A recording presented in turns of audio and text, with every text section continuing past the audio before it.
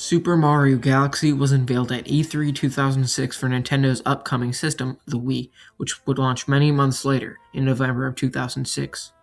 The Wii was a huge hit, and so was Super Mario Galaxy, which was the first mainline Mario game on the Wii, and it released in 2007, a year after the console's launch. Upon its release, it received multiple universal acclaims, and won many awards that year. But why? In this video, we are going to be covering why Super Mario Galaxy is a masterpiece. So like I said, the game won many awards, mainly because it took a huge spin on the 3D Mario genre. It has Mario in outer space, an idea thought up by the game's director, Yoshiaki Koizumi, to experiment with Mario and small planetoids because of the GameCube's tech demo, Super Mario 128, which was played at Space World 2000 before the GameCube's original release. It had 128 Marios on a morphing, moving spherical surface as they picked up blocks. It was used to show how the GameCube's processing power went and the graphic capabilities of the system, which is the inspiration for Super Mario Galaxy. The development for the game started development in early 2005 after Donkey Kong Jungle Beat finished up development.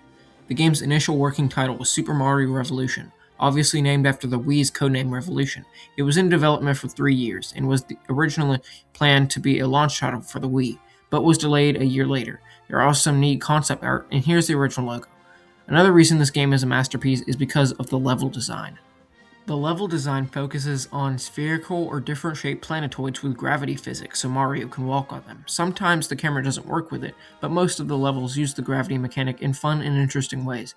Also, Mario has a spin ability with a Luma. You can spin and knock out enemies, or spin and jump to reach higher areas that would have been out of reach without it.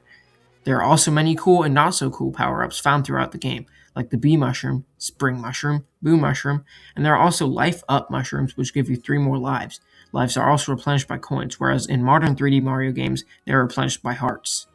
Another big winning point of this game is the soundtrack, because this game has the greatest soundtrack in the Mario series, like Gusty Garden Galaxy, which is the best, or Space Junk Galaxy, and many, many, many more.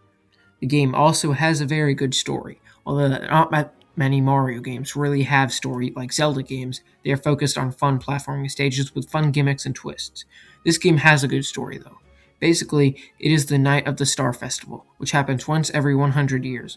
But then Bowser comes and uses a UFO to rip Peach's castle out of the ground and takes it to space. Mario gets lost in the Gateway Galaxy and meets Rosalina, who gives him a Luma so he can do a spin move.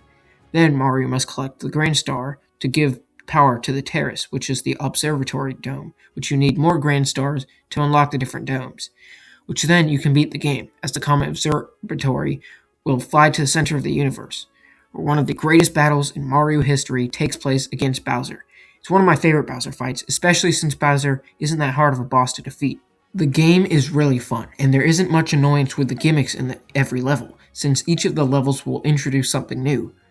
The last thing I would like to talk about is the game's legacy. Like the second game, Super Mario Galaxy 2, was made because the developers still hadn't used all their ideas they had for the first game, like Yoshi and using him to advance through the new levels. Also, there's a new hub world of Starship Mario with lava. There's also a new world map system different from the first game. It takes some of the gimmicks from the first game and adds new ones too. This game is also cited as the best 3D platformer ever made, along with the first one. Also, there's the Super Mario Galaxy movie based around the game. While it doesn't directly focus on Galaxy, there are a lot of elements from it though, like the name, or Rosalina being it, along with the Comet Observatory, and even more. Even some power-ups from the game make an appearance. The games are incredible, and everything about them is amazing. So that is why Super Mario Galaxy is the greatest 3D platformer ever made.